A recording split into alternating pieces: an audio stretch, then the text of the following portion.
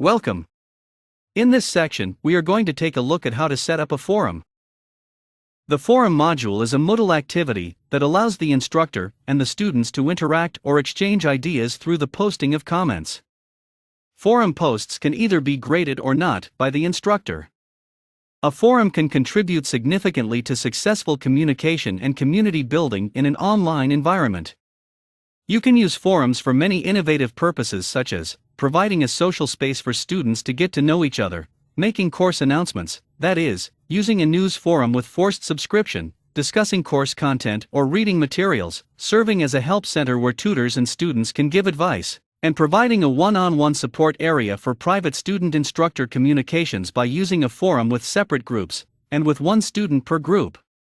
Let's now look at setting it up. The following are steps to set up forum on your course page.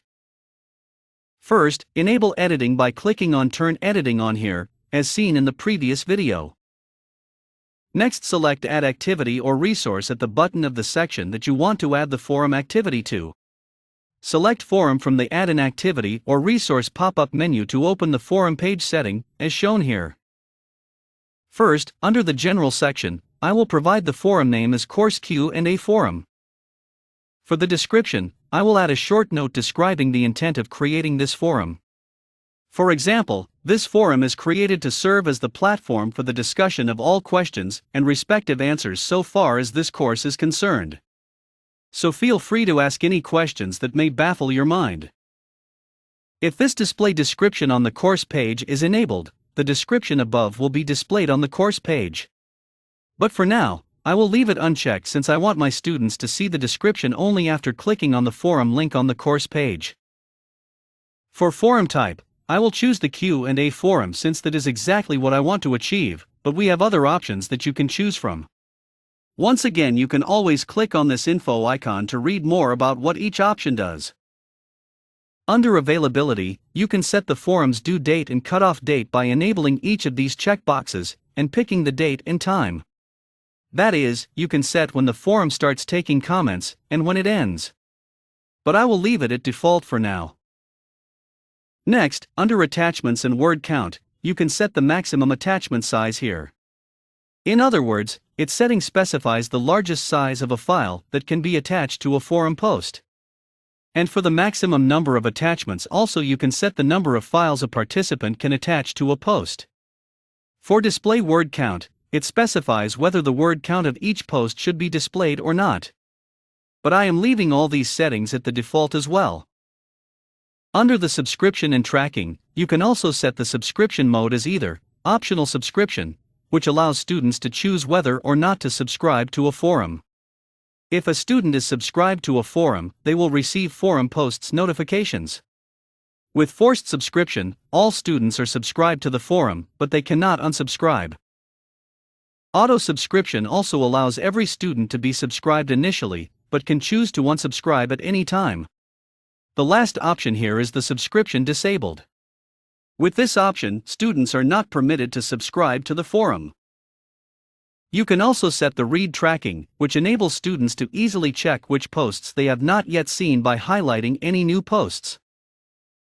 Note this: if read tracking is set to optional, students can choose whether to turn tracking on or off via a link in the administration block. Note this: if read tracking is set to optional, students can choose whether to turn tracking on or off via a link in the administration block. Users should also enable forum tracking in their forum preferences. Also, if low forced read tracking is enabled in the site administration, then a further option is available: forced. This means that tracking is always on, regardless of users' forum preferences. Next, for discussion locking, it may be used to automatically lock a discussion after a specified time has elapsed since the last reply. However, users with the capability to reply to locked discussions can unlock a discussion by replying to it. The post threshold for blocking setting can also be used to specify the period after which a participant will be blocked for posting more than a given number of posts in a given time period. If a time period is selected, two other options are displayed under this section. The first is the post threshold for blocking. This specifies the maximum number of posts that a user can post in the given period. And secondly, the post threshold for warning, that can be used to warn participants as they approach the maximum number of posts allowed in a given period.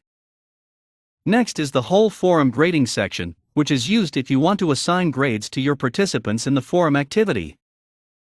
The rating section also specifies how the comments in the forum are rated by the participants.